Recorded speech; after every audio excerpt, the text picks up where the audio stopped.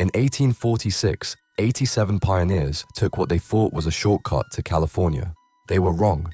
The Donner Party became trapped in the Sierra Nevada mountains as winter closed in.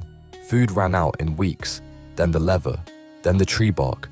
By Christmas, they were eating their own dead. Families drew lots to decide who would be butchered next. Children watched parents carve up siblings. Those who survived carried a secret so dark, most never spoke of it again. The mountains had turned ordinary people into cannibals,